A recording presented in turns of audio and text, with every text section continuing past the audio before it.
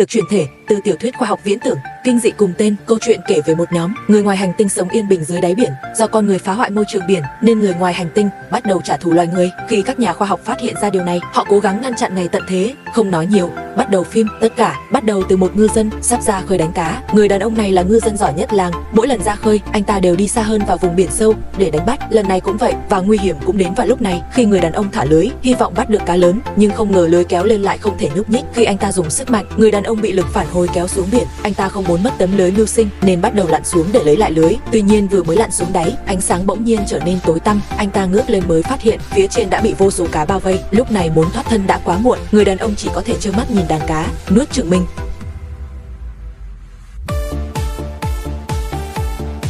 Sau đó tại một trạm quan sát ven biển, một nhà sinh vật học tên Charlie đột nhiên nhận được thông tin về sự cố của tàu NGM thăm dò. Vì dữ liệu quan sát quan trọng, Charlie vội vàng đến vị trí của tín hiệu để lấy lại thiết bị quan sát. Dưới sự kiểm tra của nhân viên kỹ thuật mới phát hiện ra là do rò rỉ nước gây hỏng bo mạch. Sau khi lắp đặt bo mạch mới, Charlie và người bạn trai trợ lý đến vùng biển mục tiêu để thả lại. Nhưng ngay khi họ vừa thả xuống, người bạn trai bỗng phát hiện trên mặt nước có khối màu trắng đang bốc khói. Anh không hoảng sợ, bình tĩnh vớt vật thể đó lên rồi dùng bật lửa châm thì dễ dàng bắt lửa. Đó là hai chất methane. Hai chất methane còn gọi là băng cháy. Nó được hình thành từ tảo chất chìm xuống đáy biển, tích tụ liên tục. Khi phân hủy sẽ giải phóng khí methane nên sẽ đông đá do nhiệt độ thấp, thường rất khó gặp chúng tách rời khỏi khối chính, nổi lên mặt biển.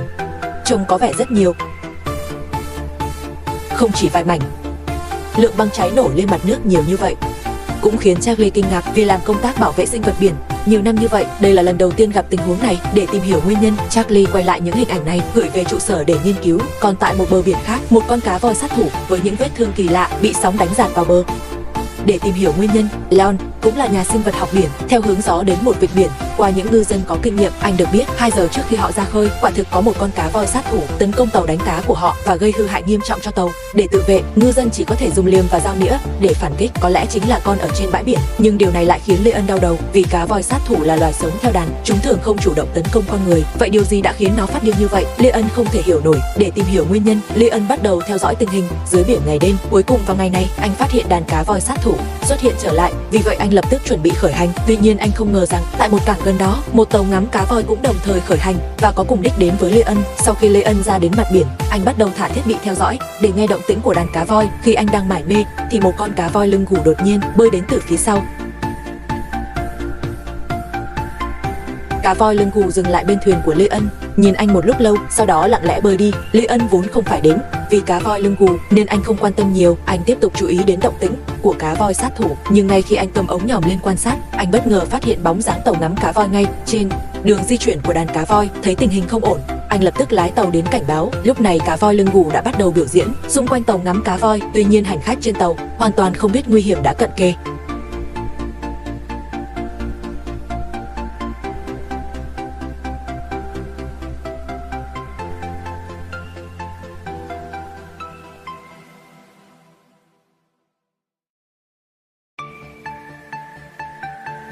Lúc này Leon cũng đã đến nơi tàu chìm, đàn cá voi sát thủ cũng đã theo sát phía sau. Trong giây phút ấy, tất cả mọi người đều bắt đầu chạy đua với tử thần.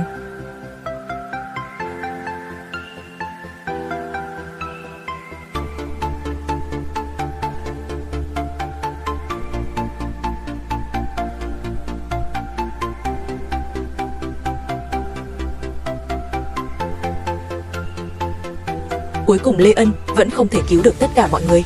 Dù đại dương đã xảy ra nhiều chuyện như vậy, ngư dân hoàn toàn không để tâm, họ vẫn tiếp tục đánh bắt cá dưới ánh đèn. Một con tôm hùm dưới đáy biển đã bị họ bắt và được khách sạn mua về. Sau đó đã xảy ra sự việc như ở đầu phim về cái chết của đầu bếp. Bệnh viện không tìm ra nguyên nhân, thậm chí chất lỏng đen mà ông ấy nôn ra cũng không biết là chất gì. Một nữ bác sĩ tên Sally để tìm hiểu sự thật đã tìm đến đầu bếp của khách sạn đó. Qua lời kể của đầu bếp, cô đã biết được toàn bộ sự việc. Sau khi biết những điều này, Sally lập tức đi tìm người học việc cũng bị phun chất lỏng lạ đó, nhưng nhà anh ta trống không. Sau khi Sally tìm kiếm, cuối cùng cô tìm thấy anh ta trong phòng ngủ.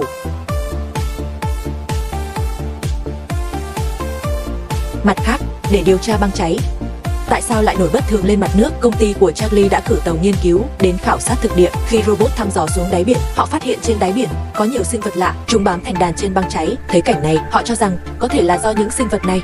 Vì vậy họ đã mang một số sinh vật về để nghiên cứu. Qua quan sát liên tục dưới kính hiển vi, các nhà khoa học phát hiện đây không phải sinh vật nào đã được ghi nhận. Chúng giống như sinh vật ngoài hành tinh đột nhiên xuất hiện dưới đáy biển. Thậm chí qua quan sát còn phát hiện khả năng sinh sản và phát triển của những sinh vật này rất mạnh mẽ, đã vượt xa tất cả sinh vật trên trái đất. Không ai biết chúng xuất hiện từ đâu, thậm chí có vẻ như tất cả chúng đều đang gặm nhấm bệnh dịch dễ cháy và sẽ tiếp tục tiến lên cho đến khi chết. Và dường như trên cơ thể chúng còn mang theo một chất không xác định, khiến cho ngay cả khi chúng chết, những chất này vẫn tiếp tục ăn mòn lớp băng. Tất cả các nhà khoa học trong công ty đều không thể đưa ra bất kỳ lời giải thích nào. Bất lực, họ đành phải quyết định điều tàu nghiên cứu đến. Và giờ mơ, tôi muốn anh đi cùng họ, rất sẵn lòng. Nhưng lần này họ không chỉ quan sát bề mặt mà còn định đến trước khi những con sâu xuất hiện, khoan thủng lớp băng để xem bên dưới có gì. Nhưng khi việc khoan tiếp tục, họ bỗng nghe thấy một âm thanh lạ. Ngay sau đó tàu nghiên cứu bắt đầu rung lắc.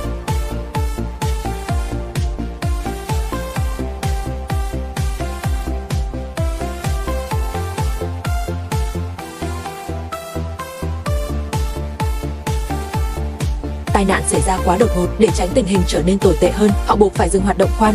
Sau đó để lại một số người tiếp tục theo dõi thay đổi, những người khác trở về tiếp tục nghiên cứu về sâu. Bên này, để tìm hiểu nguyên nhân cá voi sát thủ chủ động tấn công con người, Leon cũng tìm đến một công ty vận tải biển và gặp được chủ tịch do du mục thôn Thác Tai đóng vai tại đây. Bởi vì không lâu trước đây, trong quá trình vận chuyển hàng hóa, họ không chỉ gặp phải cá voi lưng gù điên cuồng mà còn mang về từ biển những con sò điệp chưa từng thấy. Dưới sự dẫn dắt của nhân viên, Leon đã thấy con tàu chở đầy sò điệp đó. Theo lời giới thiệu của nhân viên, thân tàu hàng rất sạch sẽ trước khi khởi hành, nhưng mới đi biển được 18 ngày đã phủ đầy những con sò này. Hỏa hoạn nhỏ, chúng tôi có rất nhiều tuyệt vọng. Leon mang theo một số con sò chuẩn bị về nghiên cứu kỹ. Vào buổi tối, tàu nghiên cứu ở lại biển đã gặp sự cố. Thấy một nhà nghiên cứu đang quay video, đang quay thê thất thì giữa chừng máy tính đột nhiên gặp trục trặc. Tiếp theo màn hình bắt đầu rung lắc. Tờ hơi theo dõi, màn hình đột nhiên xuất hiện sóng âm lớn, xung quanh thân tàu cũng xuất hiện nhiều bọt khí. Tất cả điều này cho thấy thần chết đã vây quanh họ.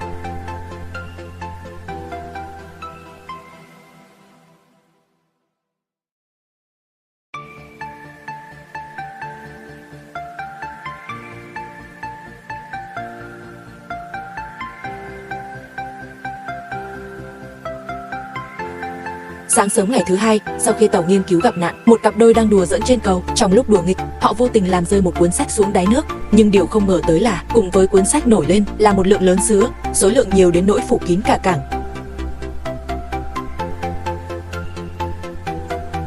Để tìm hiểu nguyên nhân cái chết của đầu bếp và người học việc, thám tử Tư đã mang mẫu máu của họ về phòng thí nghiệm để quan sát dưới kính hiển vi. Qua so sánh với máu bình thường, Sully phát hiện trong máu họ đều có thêm một loại vi khuẩn gây thương tổn. Bởi vì trong máu người bình thường, tế bào miễn dịch sẽ tiêu diệt vi khuẩn, nhưng vi khuẩn gây thương tổn trong máu của hai người này đã giết chết tế bào máu của họ và tốc độ cực kỳ đáng kinh ngạc. Rõ ràng đây là một loại vi khuẩn mới. Anh biết đấy, hãy nhìn xem cái gì khác đã bị nhiễm. Đã có những người khác bị nhiễm bệnh. Tôi vừa nghe tin sáng nay, không ai trong số họ sống sót. Bên này, Leon đem sò điệp về phòng thí nghiệm nghiên cứu. Sau khi nghiên cứu phát hiện loại sò điệp có vết như sâu này, sau khi bị nứt vỏ, không phải là bất kỳ loài nhuyễn thể nào trên trái đất, và thông thường sò điệp không thể bơi. Vậy thì làm sao chúng có thể nhanh chóng bám vào tàu chở hàng, lại trở thành một bí ẩn? Đối với bí ẩn này, Leon lại nhớ đến con cá voi sát thủ trên bãi biển. Vì vậy, anh đã xin phép mổ xẻ cá voi sát thủ để quan sát. Chắc chắn một con AZK đủ lớn cho lần đầu của cậu, không vấn đề gì, nhưng chúng là một trách nhiệm lớn. Sau đó tiến hành mổ xẻ ngay tại bãi biển. Leon lấy ra não của cá voi sát thủ, tiếp tục mổ xẻ. Leon phát hiện trong não cá voi sát thủ xuất hiện một chất màu trắng giống như nấm. Những dấu hiệu này cho thấy dường như có một loại nấm không xác định trong đại dương đang thay đổi hình thái của đại dương. Cùng lúc đó, tại một tiệm rửa xe, một nhân viên rửa xe vừa mới còn đang vui vẻ làm việc thì đột nhiên cảm thấy mệt mỏi và choáng váng. Sau đó, người đàn ông này được đưa đến bệnh viện cấp cứu với các triệu chứng giống hệt như đầu bếp trưởng, và tính đến hiện tại đã là ca thứ 12. Sully nhận được tin này, dường như nhớ ra điều gì đó. Máy nghiền rác, đúng vậy, máy xử lý rác. Vì con tôm hùm đã bị học viên đập vỡ và vứt vào hệ thống thoát nước, nên rất có thể con bị thương đã theo nguồn nước đi vào hệ thống nước máy. Nhưng ngay khi anh ta vừa nói xong, bệnh viện lập tức có thêm rất nhiều bệnh nhân. Lúc này, sau khi biết được nguyên nhân cá voi sát thủ tấn công con người, Leon lại bắt đầu nghiên cứu trên bản đồ về tất cả các vị trí bị tấn công. Chỉ thấy anh ta dùng bút chỉ than khẽ vẽ một đường và đã hiểu được quy luật tấn công của cá voi sát thủ. Lẽ ra phải nhận ra sớm hơn, đây là đường di cư quanh, tất cả các cuộc tấn công đều xảy ra dọc theo. Sau khi biết được điều này, Leon lái tàu đến một địa điểm rồi mặc đồ bơi nhảy xuống, sau đó bơi đến một nơi là nơi cư trú của cá voi lưng gù. Lúc này tất cả cá voi lưng gù đều đang ngủ theo tư thế đứng ngược. Đây cũng chính là lý do chính cho hành động của Leon. Anh ta nhân lúc cá voi lưng gù chưa tỉnh đã gắn một thiết bị theo dõi lên người đó. Nhưng ngay khi anh ta vừa lắp xong, bất ngờ vào lúc này tất cả đều tỉnh dậy không báo trước. Thấy tình hình không ổn, Leon vội vàng tháo đai trọng lượng ở thắt lưng để chạy trốn.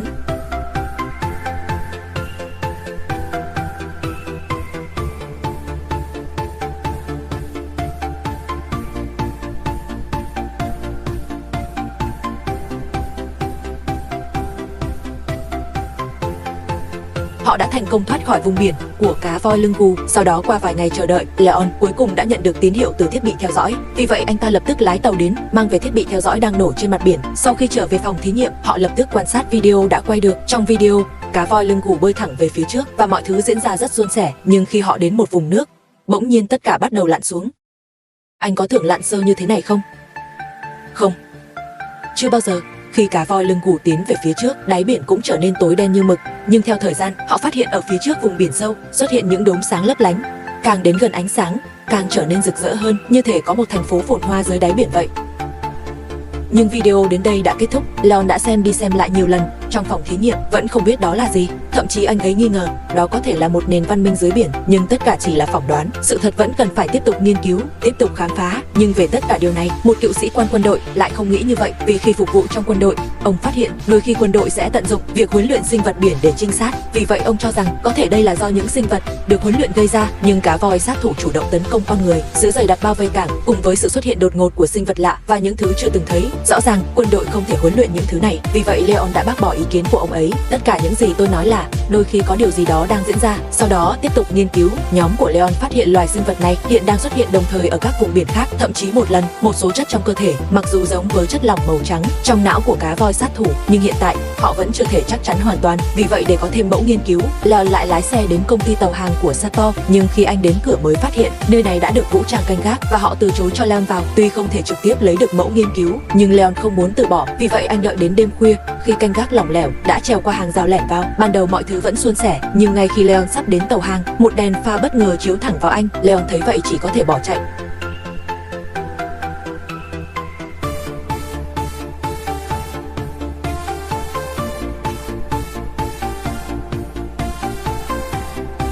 Khi Leon chạy vào trong container, bảo vệ đã cầm súng bảo vệ anh. Bất đắc dĩ Leon phải đầu hàng. Sau đó Leon được đưa vào trong công ty. Người chú dẫn đường cho anh trước đây cũng đến tìm anh. Chú ấy nói cấp trên muốn gặp Leon. Sau đó Leon đã gọi video với Sato để có được mẫu nghiên cứu. Leon đã kể cho Sato về việc họ phát hiện ra loại nấm mới. Đối với sự thành thật của Leon, Sato cũng nói rằng nếu họ muốn tiếp tục nghiên cứu thì sau này kết quả nghiên cứu phải được chia sẻ. Trong tương lai chúng tôi sẽ đảm bảo anh có mọi thứ cần thiết. Sau đó Leon đã có được mẫu nghiên cứu mình muốn, và khi anh mang mẫu trở về, anh cũng phát hiện công ty đã tăng cường lực lượng bảo vệ. Thậm chí ngay sau khi anh rời đi, Sato đã liên lạc với một người khác và kể cho người đó những chuyện này. Có vẻ người này mới là người thực sự kiểm soát công ty Harlan. Wilson và Tô có một đêm tốt lành. Cặp đôi đang hẹn hò bên bờ biển. Bỗng nhiên, một con cua màu hồng bò lên chân cô gái. Chỉ là đám đông thôi, anh bạn trai nghĩ con cua cũng thích bạn gái mình nên mới bỏ lại. Vì vậy anh muốn tiếp tục hẹn hò, nhưng ánh mắt của cô gái có điều gì đó không ổn. Mới phát hiện ra, anh bạn trai đứng dậy quay người nhìn. Vô số cua đang nhanh chóng tiến lên bờ. Sợ bạn gái bị cướp mất, anh bạn trai vội vàng kéo bạn gái chạy thục mạng.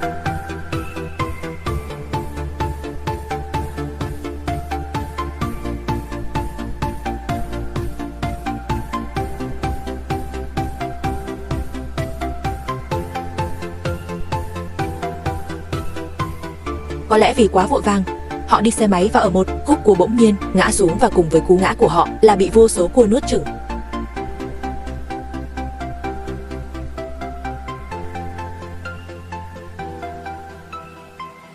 Ở một nơi khác, bác sĩ Shirley cũng xem được video về những con cua hồng trên mạng. Vì vậy, cô ấy cùng với bác sĩ nghiên cứu 6 khuẩn gây thương tổn đã gọi video cho chính quyền địa phương. Qua kết quả nghiên cứu hiện tại, họ cho rằng hiện tại cần phải đóng cửa tất cả các cảng và cấm đánh bắt cá, vì theo những gì đã biết, tất cả các loại thuốc đều không có tác dụng với vi khuẩn gây thương tổn này, và những vi khuẩn này sẽ lây lan nhanh chóng qua nguồn nước và hải sản. Tuy nhiên, những quan chức này không công nhận đề xuất, bởi vì họ cho rằng như vậy sẽ ảnh hưởng đến phát triển kinh tế địa phương. Họ đã không nghe lời các chuyên gia lần này. Tương tự, để nghiên cứu rõ ràng không ai biết sinh vật băng giá đó thực sự là gì, công ty nghiên cứu khoa học đã tiến hành tại khu vực có băng cháy, đã cử tàu khảo sát. Nhưng khi họ thả robot xuống đáy biển, mới phát hiện ra dưới lớp băng giờ đây không còn sinh vật băng nào, thậm chí xung quanh còn đầy những vết xước, như thể có một loại máy móc hay động vật lớn nào đó cố tình phá hoại nơi này. Nhưng họ không thể biết đó là gì, bởi vì ngoài những vết xước không còn bất cứ thứ gì khác. Về phía Charlie, Để nghiên cứu tốt hơn tình hình dưới biển, anh ấy đã xin cấp trên cho phép quay lại trạm khảo sát ven biển. Mặc dù rất nguy hiểm, nhưng anh vẫn kiên quyết vì không muốn để bạn mình trên con tàu đắm chết một cách không rõ ràng. Sau khi Lee trở về trạm khảo sát, cũng vì tâm trạng nặng nề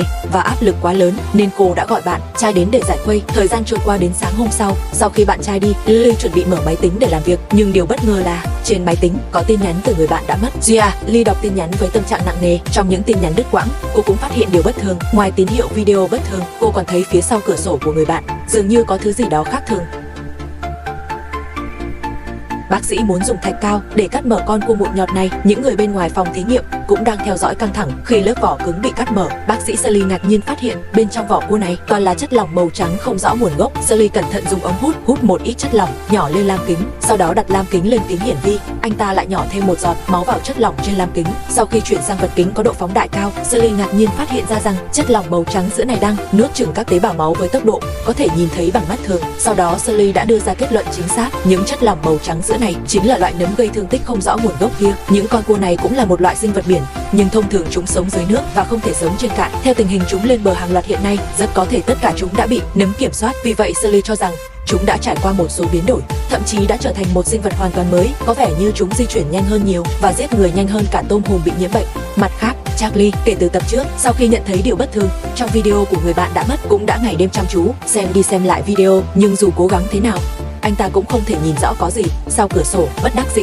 anh ta đành phải xử lý ấm đun nước trước, và ngay khi anh ta đang rót nước, đột nhiên tiếng nước sôi và âm thanh của video chồng lên nhau. Điều này khiến Charlie lập tức hiểu ra vấn đề. Vì vậy anh quay lại máy tính, mở phần âm thanh của video. Nhìn sóng âm quen thuộc này, Sully lập tức nghĩ đến tàu nghiên cứu bị chìm và âm thanh dưới đáy biển. Quả nhiên, sau khi mở sóng âm của video tàu chìm và so sánh với sóng âm video của bạn, anh phát hiện hai sóng âm không chỉ giống nhau mà còn hoàn toàn giống hệt nhau. Mọi thứ cho thấy cái chết của bạn anh không phải ngẫu nhiên. Sau khi suy nghĩ kỹ, Charlie quyết định tìm kiếm sự giúp đỡ từ công ty, và lúc này tại công ty nghiên cứu cũng có phát hiện mới. Họ phát hiện những con giun biển không rõ nguồn gốc kia đang tập trung theo một cách ở vùng biển gần một hòn đảo dài. Nơi đây cũng là nơi Sato và trụ sở công ty Horan đặt. Về việc giun xuất hiện ở vùng ven biển đông dân cư khiến đô đốc hải quân Seagull cho rằng đây có thể là âm mưu của ai đó hoặc tổ chức nào đó. Ý của anh là gì?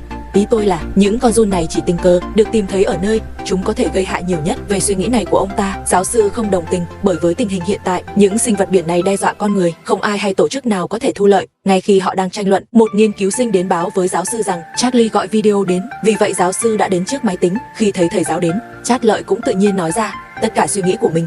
Vì giống như những nơi khác, đội tàu đánh cá đã chết. Anh phát hiện những con tàu này trước khi chìm, vùng nước xung quanh chúng đều tăng nhiệt với tốc độ rất nhanh và nhiệt độ cao kéo dài hơn 1 giờ mới tan. Vì vậy Chát Lợi cho rằng nhiệt độ cao làm tan lớp băng dễ cháy dưới đáy biển, giải phóng khí methane gây phun trào khiến những con tàu này chìm xuống đáy biển. Nhưng Hy Cách Nhĩ lại phản bác rằng nghiên cứu trong phòng thí nghiệm phát hiện là do một loại vi khuẩn xâm nhập đáy biển khiến nó mất ổn định dẫn đến phun trào. Kết luận nghiên cứu này cũng đã là sự thật không thể chối cãi. Thậm chí ngay cả thầy giáo của anh cũng bác bỏ ý kiến của Chát Lợi. Ông thấy Chát Lợi như vậy thật không đúng đắn, bởi vì nếu giả thuyết của Chát Lợi đúng thì đây chính là miệng núi lửa thức giấc. Nhưng dù là miệng núi lửa thức giấc, dung nham phun ra cũng sẽ nguội đi khi gần đến mặt biển. Nếu thật sự miệng núi lửa gây chìm tàu, nhiệt độ cao kéo dài 1 giờ xung quanh, thì có lẽ đây thực sự là sự việc người ngoài hành tinh rồi. Bởi vì với trình độ khoa học kỹ thuật hiện tại của trái đất, dù là con người hay tự nhiên đều không có sức mạnh nào có thể làm được điều này. Vì vậy giáo sư cho rằng Chát Lợi nên quan sát kỹ tình hình đại dương thay vì nghi ngờ bản thân bị ám sát. Đồng thời nhiệt độ đột ngột tăng cao phải có một số mối liên kết. Tôi sẽ không nói lại nữa. Sau khi đuổi Cha Lực đi, tâm trạng của giáo sư trở nên không tốt,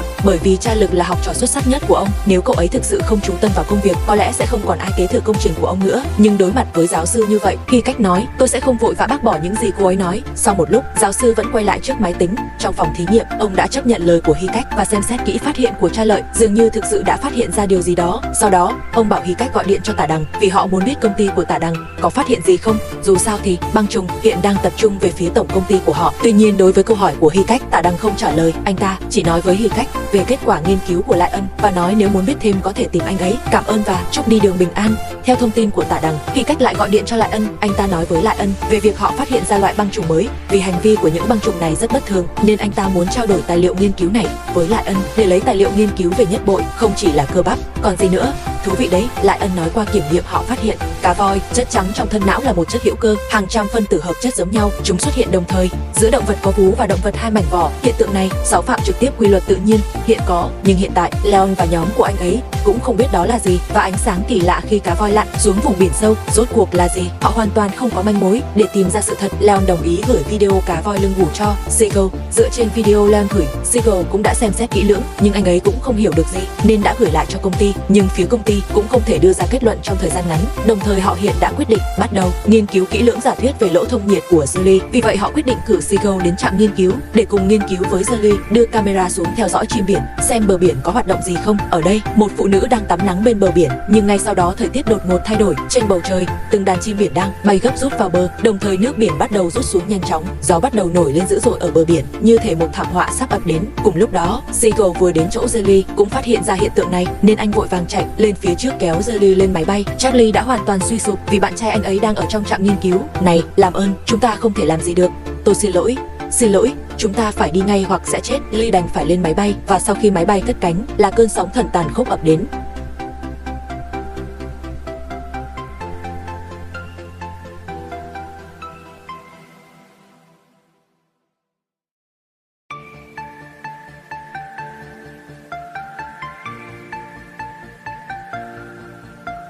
Cơn sóng thần bất ngờ trong chớp mắt đã cuốn trôi vô số bờ biển. Điều này trực tiếp dẫn đến hàng nghìn người thiệt mạng trong sóng thần.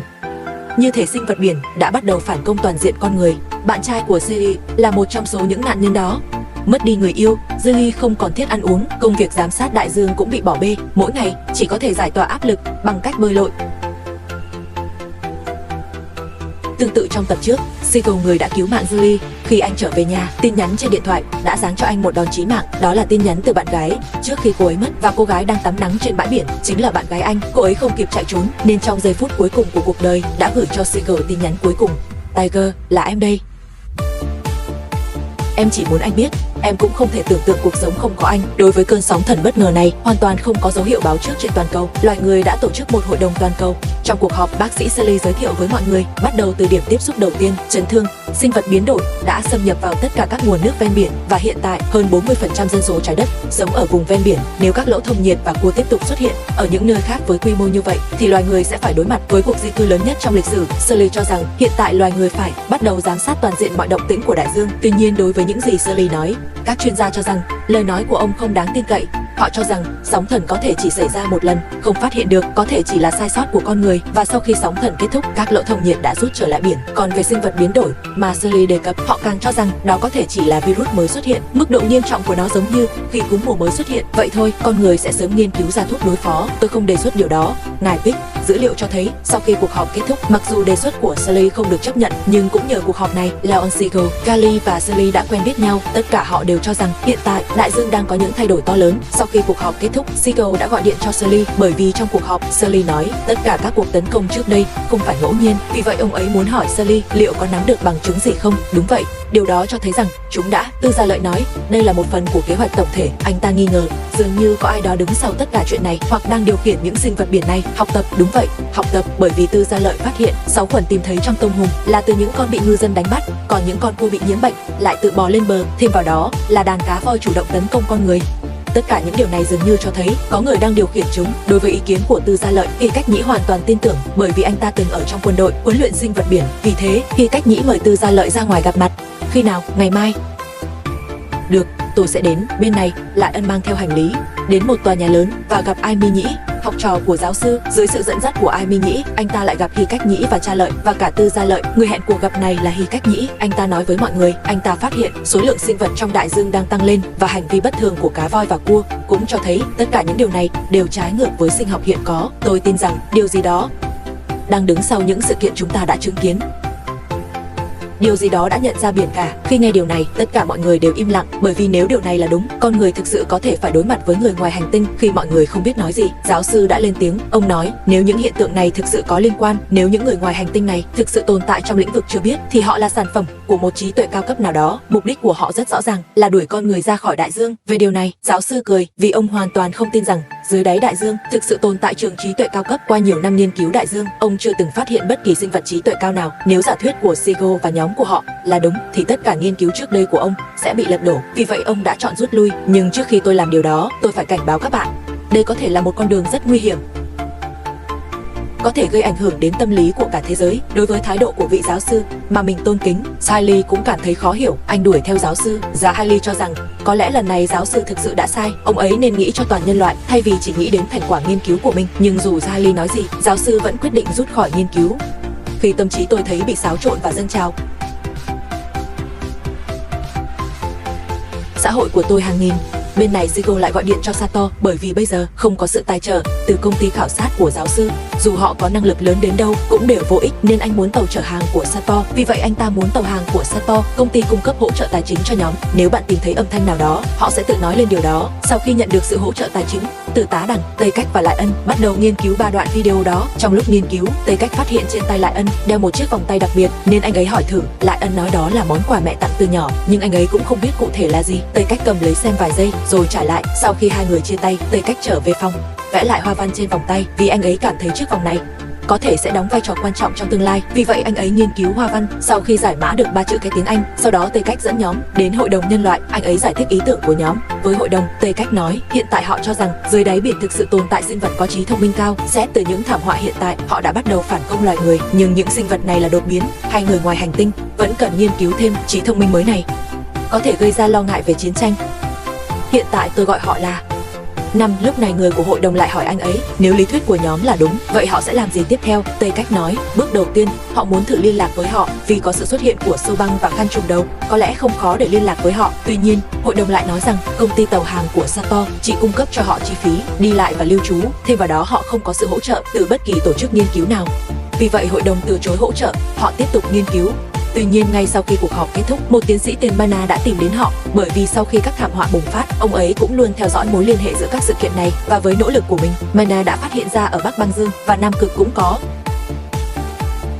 âm thanh có bước sóng giống như trong 3 video kia. Đối với tin tức này, chắc chắn là một sự cứu trợ kịp thời cho nhóm. Vì thế Leon ngay lập tức muốn mời ông ấy tham gia nhóm. Đồng ý với kết quả nghiên cứu của Mana, CEO lại tìm đến Sato, nhưng lần này không phải Sato trả lời câu hỏi của anh ta, mà là ông chủ đứng sau công ty Harlan, Sam Truyền này nói, thực ra ông ấy cũng luôn theo dõi tất cả từ phía sau. Ông ấy cũng cho rằng nhóm của CEO là đúng. Thêm vào đó, hiện giờ ông ấy định đầu tư vào một dự án mới, và dự án mà ông ấy chọn chính là dự án mà nhóm của CEO đang nghiên cứu. Tôi muốn hỗ trợ nhiệm vụ của các anh. Tôi giống như anh muốn biết liệu những gì anh nói có đúng không, liệu điều này có tồn tại.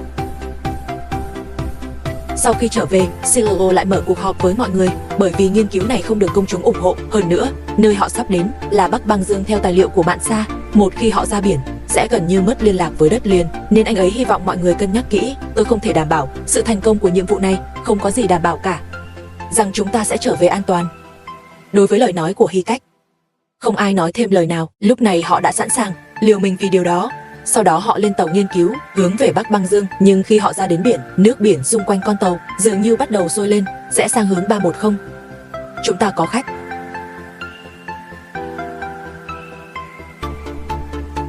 Nhưng điều bất ngờ là tàu nghiên cứu của họ chỉ mất động lực trong VIPHT, và trong những phút đó họ còn nhận được âm thanh kỳ lạ từ đại dương. Tuy nhiên âm thanh này chỉ kéo dài một lúc và phạm vi của chúng rất tập trung. Tiến sĩ Mạn Sa nói người và động vật đều phát tín hiệu ở nơi chúng thường xuất hiện, nên cô ấy nghi ngờ đây là nơi tụ tập của những sinh vật thông minh mà họ đang tìm kiếm. Suy nghĩ của Mạn Sa cũng được mọi người đồng ý, mà bạn tin rằng cũng sẽ ở Bắc Cực hoặc Nam Cực. Đúng vậy, nhà sinh vật học Leon cũng nói từ dữ liệu nghiên cứu hiện tại cho thấy những sinh vật này rất có thể đang sinh sống ở Bắc Băng Dương, nhưng do thời tiết khắc nghiệt ở đây, Leon cho rằng chúng sẽ lặn xuống để độ sâu 5 đến 5,5 km dưới đáy biển. Lúc này nhà khoa học Cha Lực cũng công bố kết quả nghiên cứu của mình. Do lớp băng ở Bắc Cực đang dần giảm, nên tàu nghiên cứu không cần tàu phá băng dẫn đường, vẫn có thể đến vùng biển mong muốn. Và trên tuyến đường tàu nghiên cứu đi qua có một vùng biển sâu tới 5,5 km. Đây cũng là nơi họ nhận được nhiều tín hiệu từ đáy biển sâu nhất. Vì vậy Cha Lực cho rằng đây chính là nơi sinh sản của sinh vật có trí tuệ cao. Thuyền trưởng của chuyến hành trình này cho biết họ có thể đến đó mà không gặp vấn đề gì. Tuy tàu nghiên cứu không có vấn đề gì, nhưng tàu ngầm nghiên cứu của họ thì chưa chắc. Nhưng dù sao mọi việc đều do con người quyết định. Sau khi họ chia sẻ dữ liệu với ông chủ tài trợ tam thuyền, thuyền trưởng đã đến phòng lái chuẩn bị điều khiển tàu đến điểm đích. Một bên khác, những người còn lại để có thể liên lạc tốt hơn với sinh vật trí tuệ cao, họ cũng bận rộn không ngừng nghỉ. Dù sao đây cũng là lần đầu tiên trong lịch sử loài người thử liên lạc với sinh vật biển sâu. Vì vậy một nhà nghiên cứu tên Ái Lệ cũng giám sát nhóm quay phim. Đoạn phim quý giá này cũng sẽ trở thành bằng chứng quan trọng về sinh vật trí tuệ cao. Sau đó tàu nghiên cứu tiến về phía trước thuận lợi, nhưng sự thuận lợi thường chỉ là tạm thời, bởi vì dưới đáy biển thực sự có thứ gì đó đang theo dõi từng động thái của họ. Khi tàu nghiên cứu tiến đến một vùng biển, hệ thống điện trên tàu bỗng nhiên gặp trục trặc không báo trước, thậm chí họ không thể tìm ra nguyên nhân là gì. Và cùng với sự cố, từ dưới biển sâu lại vang lên những âm thanh kỳ lạ. Tuy nhiên không ngờ rằng lần này không có gì bất thường xảy ra, tàu nghiên cứu đã thoát nạn. Và lần này những âm thanh dường như cố tình giúp đỡ đoàn khảo sát, bởi vì qua mặt các thông tin âm thanh và tài liệu nghiên cứu hiện có, Mạn Sa phát hiện những âm thanh này giống như tiếng khóc của trẻ sơ sinh. Đây rõ ràng là một kết quả nghiên cứu đột phá. Hơn nữa, bác sĩ Sully cũng thông qua nghiên cứu khu vực phát sáng lần trước, những nơi này có mức độ Quatermass bất thường cao. Điều này cho thấy những sinh vật thông minh này đang giao tiếp với nhau, giống như chúng ta, sự thu hút giữa các giới tính khác nhau. Lúc này Hegel cũng nói, nếu giả thuyết của họ đúng thì hiện tại trái đất đang theo một cách nào đó tiếp nhận một loài mới, và loài này có thể như điều khiển Titan vậy, kiểm soát các sinh vật khác hoặc một đội quân tuân theo mệnh lệnh của nó. Sau khi mọi người nghiên cứu ra những kết quả đột phá này, để có thể tiến thêm một bước tiếp xúc với sinh vật thông minh, thiết lập liên lạc, và hiện tại tàu nghiên cứu đã đến vùng biển mục tiêu. Vì vậy họ lại dừng tàu, bắt đầu theo dõi sự sống dưới đáy biển.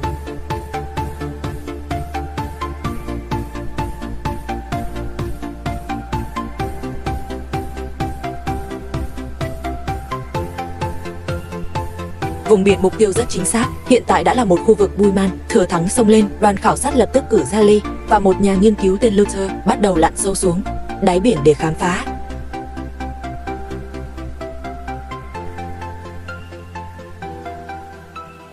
Khi tàu ngầm dần lặn xuống sâu, họ nhanh chóng đến độ sâu 1.500 m dưới đáy biển. Nhưng ngay lúc đó, Ra trên tàu ngầm bất ngờ phát hiện phía trước có một nhóm vật thể lạ đang tiến về phía họ. Đồng thời tàu nghiên cứu cũng phát hiện ra điều này. Thuyền trưởng vội vàng thông báo cho đội nghiên cứu, nhưng hiện tại chỉ nhìn từ RAN, màn hình không thể hiện rõ đó là gì. Và cùng với những vật thể lạ này, họ còn phát hiện một âm thanh khác.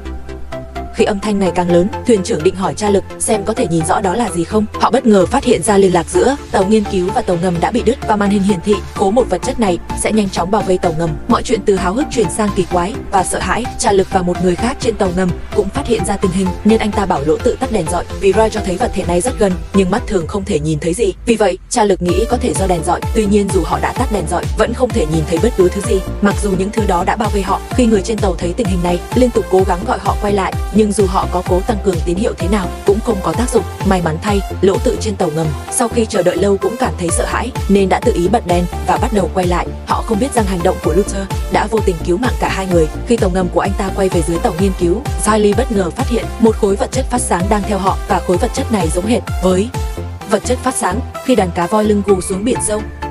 Nhưng Luther, người cùng ở trong tàu ngầm, nhìn thấy bất cứ thứ gì, lại nói rằng anh ta không. Cái gọi là vật chất phát sáng này chỉ có mình Riley nhìn thấy. Mọi chuyện giờ càng trở nên bí ẩn. Phải chăng Riley là chìa khóa để liên lạc với sinh vật thông minh, hoặc là Riley đang giấu một bí mật nào đó? Tất cả những điều này có lẽ chỉ có thể được làm rõ sau khi điều tra vật thể bí ẩn trên Ren. Tuy chuyến thám hiểm này đầy nguy hiểm nhưng cũng không phải không có thu hoạch. Miner và Leon thông qua âm thanh thu được lần này cũng hiểu được rằng những sinh vật dưới biển này có lẽ đang tỏ thiện chí với họ, thậm chí có thể họ cũng đang cố gắng liên lạc với con người để tạo ra một hình ảnh mà tôi có thể gửi đi khi thuyền trưởng cho phép, và tôi cá là người châu Âu sẽ hiểu được. Nhưng ngay khi họ đang cố gắng đột phá thì bên kia, Ali đang kiểm tra tình trạng tàu ngầm đã có phát hiện mới. Cô ấy thấy trong khu vực nước của tàu xuất hiện vật chất phát sáng mà Charlie đã nói, và cùng với sự xuất hiện của nó, hệ thống điện trên tàu lại bắt đầu gặp trục trặc.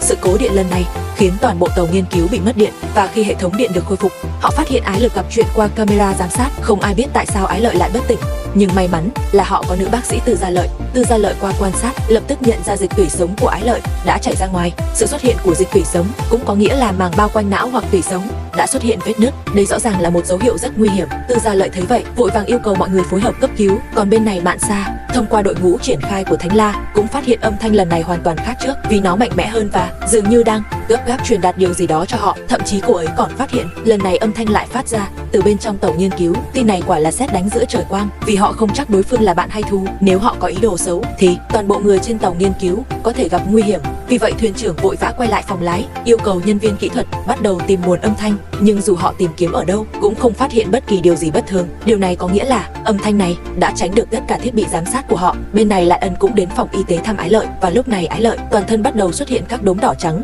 Về điều này Tư Gia Lợi cũng không thể giải thích. Cách duy nhất là lấy một ít dịch tủy sống của Ái Lợi để quan sát nghiên cứu, nhưng thực hiện phẫu thuật trên tàu 1 khi sơ sẩy sẽ gây tổn thương không thể phục hồi cho Ailey. Nhưng giờ đã không còn lựa chọn nào khác, họ chỉ có thể liều một phen. May mắn là bác sĩ Sally có tay nghề cao, Cùng với sự giúp đỡ của những người khác, ông đã lấy được dịch tủy sống. Sau đó qua nghiên cứu và so sánh liên tục, Jali phát hiện ra tủy sống của Ailey đã bị tổn thương nghiêm trọng và trong dịch tủy của cô còn tồn tại vi khuẩn Roma, giống hệt như 6 khuẩn Roma đã nhiễm vào con cua trước đó. Nhưng khác biệt là 6 khuẩn Roma trong cơ thể Ailey không phải đang nuốt chửng các tế bào khỏe mạnh mà đang cố gắng hợp nhất với các tế bào của cô. Đúng vậy, tất cả các chất nó tạo ra để kiểm soát hệ thần kinh của các loài mà nó xâm nhập, điều đó có nghĩa là cô ấy đã tiếp xúc với nó. Đúng vậy, lúc này mọi người đều tin những gì Jali nói về chất phát sáng. Khi trở về, điều này cho thấy những chất đó đã theo họ lên tàu và rất có thể đang ở trong khoang lặn. Vì sự an toàn của mọi người, Siegel lập tức đề xuất cách ly khu vực đó rồi tiến hành nghiên cứu cẩn thận. Cũng vì sự an toàn của dữ liệu, họ đã gửi tất cả những điều này về cho Tam truyền. Nhưng đồng thời, nghiên cứu của Mansa có phát hiện mới. Thông qua việc phân tích bước sóng của những âm thanh này, cô phát hiện ra mặt cắt ngang của các bước sóng này khi kết hợp lại chính là một sơ đồ tiến hóa của loài người. Đây lại là một bước đột phá, bởi vì trước đây họ đã cho rằng khi đại dương sinh ra loài người đã xuất hiện hai dòng tiến hóa, một là con người hiện tại, còn dòng kia rất có thể chính là sinh vật biển có trí tuệ cao. Khi họ đang chuẩn bị nghiên cứu bước tiếp theo, trong khoang lặn lại có chuyện. Charlie không ngủ được, muốn đến xem lại nơi này, nhưng không ngờ anh ta đã chứng kiến một cảnh tượng đáng kinh ngạc. Lúc này trong khoang lặn, vùng nước tỏa ra ánh sáng rực rỡ, và khi ánh sáng ngày càng mạnh, khối vật chất phát sáng đó đột nhiên kết hợp thành hình sao biển. Thậm chí âm thanh họ phát ra lại được Leon phát hiện. Lần này họ dường như phát hiện thêm điều kỳ lạ, bởi vì bây giờ vật chất phát sáng trong khoang lặn lại biến thành hình con cá, bắt đầu bơi, và theo thời gian, sự biến đổi của vật chất phát sáng càng đa dạng hơn.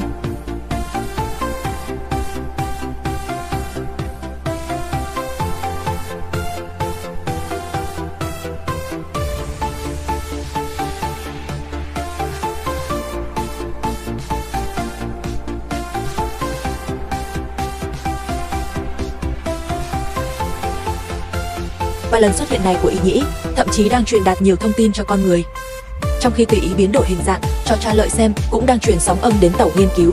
Hơn thế nữa, sau khi ý nhĩ ngừng truyền tin, tàu nghiên cứu của Chỉ Cầm ở Bắc Thái Bình Dương bất ngờ bị vài con cá voi lưng gù bao vây, nhưng chúng không có ác ý, chúng cũng dường như đang truyền đạt điều gì đó, nhưng không ai trên tàu hiểu được. Tất cả điều này cho thấy sinh vật thông minh này mạnh hơn những gì họ tưởng tượng. Sau khi biết được những tin này, ông chủ đứng sau đoàn khảo sát cũng không thể kiềm chế, đã lên tàu.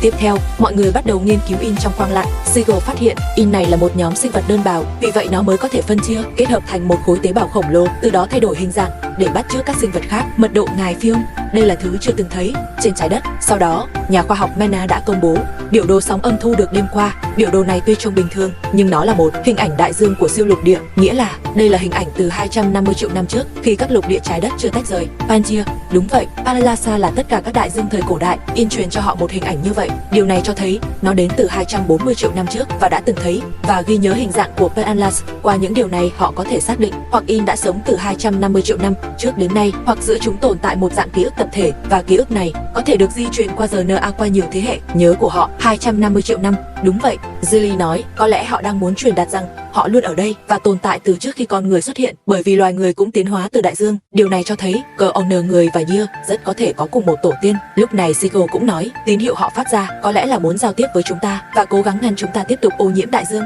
Hiện tại đối với họ không còn tấn công tàu nghiên cứu như trước nữa. Điều này cũng cho thấy họ đang cố gắng tìm kiếm hòa bình. Sau vài ngày nghiên cứu, mặc dù đã biết được những thông tin này về họ, nhưng đội nghiên cứu vẫn không biết Year tại sao lại lây nhiễm cho Aye. Về điều này, Jali cho rằng Year có lẽ không muốn giết Aye. Lý do họ xâm nhập vào cơ thể Aye là vì họ muốn tìm hiểu về con người. Họ có thể đã tìm hiểu về chúng ta bất cứ lúc nào. Người chơi, Jali nói, đây là lần đầu tiên họ giao tiếp với con người. Có thể trước đây, Year không biết con người là sinh vật thông minh. Lúc này Mansa cũng ngắt lời Jali, nếu họ biết con người là sinh vật có trí thông minh cao, liệu họ có nghĩ rằng con người có thể còn nguy hiểm hơn? Khi đó họ có thể sẽ trực tiếp Turner công hủy diệt con người không? Với câu hỏi này, không ai có thể trả lời, không còn cách nào khác. Đội nghiên cứu đành phải đưa một số Year trong khoang lặn về phòng thí nghiệm nghiên cứu. Còn bên này, chuyên gia cá voi Leon cũng đã phỏng đoán thông qua đàn cá voi lưng gù xung quanh tàu nghiên cứu. Cá voi lưng gù là phương tiện giao tiếp mà Year cử đến để liên lạc với con người. Đội nghiên cứu có thể chuyển đổi những điều muốn nói thành ngôn ngữ của cá voi lưng gù truyền xuống biển. Như vậy, có lẽ họ có thể giao tiếp với nhau, MTTUN và thay đổi. Hãy bắt đầu nào. Nhưng thật bất ngờ, thuyền trưởng tàu nghiên cứu lúc này được Tam thuyền gọi vào phòng. Nhìn vẻ mặt của anh ta, có vẻ có chuyện nghiêm trọng. Anh ta hỏi thuyền trưởng, đại phú sĩ của anh không phải là người có ý đồ ở bờ biển phía tây Nam Phi, anh có thể nói cho tôi biết chuyện gì đang xảy ra không? Sau đó Tam thuyền đưa cho anh ta xem một video. Trong video rõ ràng là cảnh sóng thần bùng phát và nơi sóng thần tấn công chính là bờ biển phía tây Nam Phi. Tình huống này xảy ra vào ngày hôm qua. Đây rõ ràng là một tin tức gây chấn động, bởi vì họ vừa nghiên cứu ra ý nhĩ có lẽ không có ác ý, nhưng giờ lại đột nhiên xảy ra sóng thần quy mô lớn. Phải chăng ý nhĩ thực sự chỉ muốn hủy diệt loài người? Tuy nhiên họ vẫn chưa hiểu rõ những điều này. Bên này, Tư Gia Lợi sau nhiều ngày nghiên cứu không ngừng, cuối cùng anh ta đã có được bước đột phá mang tính lịch sử. Nó đã chết. Đúng vậy, Tư Gia Lợi bất ngờ tìm ra cách để tiêu diệt ý nhĩ, và thứ có thể tiêu diệt nó chính là lục ám đồng, bởi vì lục ám đồng có thể ngăn chặn tín hiệu đau đớn trong não, khiến người ta xuất hiện ảo giác và ảo thính. Vì vậy, nó thường được sử dụng làm thuốc gây mê trong phẫu thuật. Mặc dù nó không độc với con người, nhưng đối với ý nhĩ thì nó lại là chất gây chết người. Bạn nghĩ đó có thể là chương trình Instagram không? Đây là tình yêu. Ý tưởng này rõ ràng mang tính đột phá, bởi vì đoàn khảo sát chưa bao giờ nghĩ đến việc tiêu diệt ý nhĩ. Từ trước đến nay, họ vẫn luôn cố gắng giao tiếp với chúng. Trợ lý của Tam Thuyền thành thật trả lời, họ có thể thử nghiệm với số lượng nhỏ trong phòng thí nghiệm trước, nếu hiệu quả thì có thể sử dụng trên diện rộng. Khi Seagull nghe thấy điều này, anh vội vàng ngắt lời họ, vì anh cũng không muốn giết chết In. Tại sao chúng ta lại nói về việc giết họ? Bởi vì chúng ta đang bị tấn công. Thuyền trưởng nói họ đã giao tiếp rồi, nhưng có vẻ In không muốn đối thoại hòa bình, vì họ lại tấn công bờ biển Nam Phi bằng sóng. Khi nghe thấy điều này, Seagull nói, có lẽ đây chỉ là thiên tai bình thường thôi. Nhưng dù anh nói gì, thuyền trưởng vẫn khăng khăng đây là do Innsmouth, và bây giờ họ đã có vũ khí có thể tiêu diệt chúng. Tại sao không tạo thêm bảo đảm cho loài người? Đại dương chết, chúng ta cũng chết. Mọi người im lặng một lúc lâu. Lần này Tam Thuyền đứng dậy phá vỡ sự im lặng. Tam Thuyền cho rằng dù In là bạn hay thù, con người phải nắm vị thế chủ đạo để đàm phán với họ. Tôi đồng ý, tôi cũng vậy. Tôi nghĩ chúng ta cần biết. Đối mặt với việc mọi người đều đã đồng ý hoặc mặc nhận, Seagull cũng đành phải nhượng bộ. Được rồi, hãy làm thôi. Sau đó Sully và Luther mặc đồ bảo hộ, mang theo lục ám đồng đến khoang lặn. Mọi người căng thẳng theo dõi từ bên ngoài. Khi đến mép nước, Sully dùng ống hút một ít lục ám đồng nhỏ xuống nước. Khi giọt lục ám đồng rơi xuống, In trong nước lập tức có phản ứng dữ dội. Chúng bắt đầu tụ tập đông đảo dưới nước, và khi phản ứng của chúng càng trở nên dữ dội, căn phòng lặn nhỏ bé bỗng nổi sóng dữ dội. Khi mọi người nhận ra thì Lỗ Tư đi cùng, không biết từ lúc nào đã rơi xuống nước, rõ ràng đã gặp nạn. Và không chỉ anh ta gặp nạn, giờ đây ngay cả tàu nghiên cứu, toàn bộ hệ thống động lực đều đã mất tác dụng, không thể phục hồi. Thậm chí họ còn phát hiện con tàu đang di chuyển theo cách kỳ lạ. Thuyền trưởng thấy vậy vội ra lệnh kêu cứu, đồng thời lưu giữ thông tin hữu ích, chuẩn bị dùng trực thăng chuyển đi. Mặc dù cú va chạm này không gây tổn thương gì cho họ, nhưng đây mới chỉ là bắt đầu. Chỉ thấy tàu nghiên cứu sau khi dừng lại một lúc, đáy tàu bắt đầu xuất hiện nhiều dị nhĩ, và chúng kéo tàu nghiên cứu bắt đầu di chuyển ngang.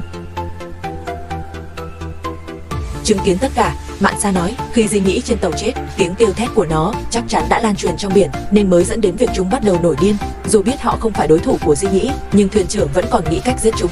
Ông ta nói, sao không thả trực tiếp lục ám đồng xuống biển? Khi cách nhìn sự thiếu hiểu biết của ông ta, cũng đành câm nín. Đại dương có hơn 13,5 nghìn tỷ mét khối nước biển, muốn thả lục ám đồng đầy cả đại dương thật là chuyện hoang đường. Cơ hội duy nhất của chúng ta bây giờ, Chester, là tạo hòa bình. Giờ đây, dị nhĩ đã biết được ác ý của con người, mọi người đều bắt đầu bó tay. Trong thời khắc sinh tử này, khi là người đầu tiên tỉnh lại, anh ấy nói, bây giờ họ phải cho Ye biết loài người hiểu được thông điệp họ truyền đạt, và nói với họ rằng con người là một phần của họ, giống như các sinh vật khác trong đại dương. Lúc này Hy nhìn về phía Mansa, bởi vì trước khi họ thí nghiệm với Ye, anh ấy và Lai An đã chuẩn bị một thông điệp gửi tới đại dương. Giờ chỉ cần thiết bị khởi động lại, họ có thể gửi tới đại dương bất cứ lúc nào. Charlie, cậu muốn tự mình rời đi sao? Tôi nghĩ vậy, Cizae nói tiếp. Nếu họ cho Lucezu đã chết, CE, thì họ có thể giống như Ali, hòa hợp với tế bào của anh ấy. Jolly lái tàu ngầm đưa anh ấy xuống nước, đặt anh ấy vào IE. Như vậy họ có thể cho Ye biết thiện ý của con người. Tại sao không để mặc nó rơi xuống đại dương? Giali nói họ phải lặn xuống sâu hơn, vì ở đó nồng độ IE cao hơn, tỷ lệ thành công cũng cao hơn. Nhưng bây giờ, IE đã đẩy tàu nghiên cứu đâm vào băng sơn.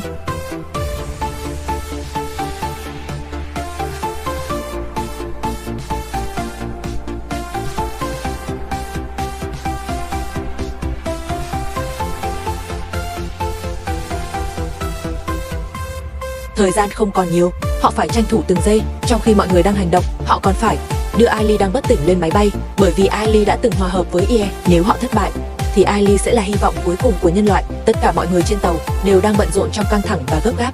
Điều này không chỉ liên quan đến sự sống còn của mọi người trên tàu, mà còn liên quan đến sự tồn vong của cả nhân loại trong tương lai. Lúc này thời gian của họ đã rất hạn hẹp, vì Yo không chỉ đẩy tàu nghiên cứu về phía núi băng, hiện tại họ còn đẩy thêm nhiều núi băng về phía tàu nghiên cứu. May mắn thay, với sự nỗ lực tranh thủ từng giây của mọi người, mọi thứ đã được chuẩn bị sẵn sàng. Trực thăng đã cất cánh cùng Ailey, Mansa đã khởi động lại thiết bị, Charlie cũng chuẩn bị khởi động tàu ngầm để xuống nước.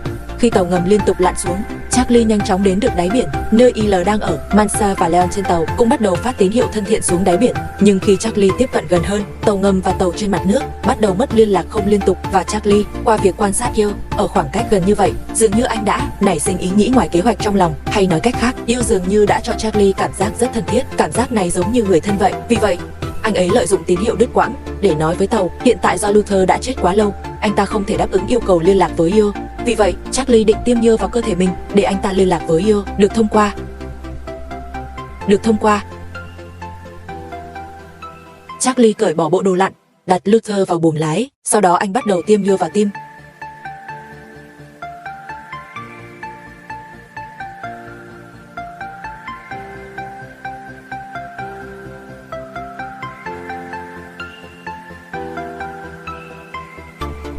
Hành động này của Charlie đã chạm đến tất cả mọi người, là tiếc nuối hay khó hiểu, hay đơn giản chỉ là buồn. Và lúc này Charles đã bất tỉnh dưới áp lực và sự nhấn chìm của nước biển. Cũng chính lúc anh bất tỉnh, sinh vật ý nhĩ bên ngoài tàu lặn đã biến thành một hình dạng đặc biệt, trông giống như cấu trúc giòn kép của RNA con người. Khi ý nhĩ từ từ tiến đến gần tàu lặn, Charles được họ đưa ra ngoài dưới sự dẫn dắt và giao tiếp của ý nhĩ. Charles như một vũ nữ dưới đáy biển, nhảy múa trong làn nước.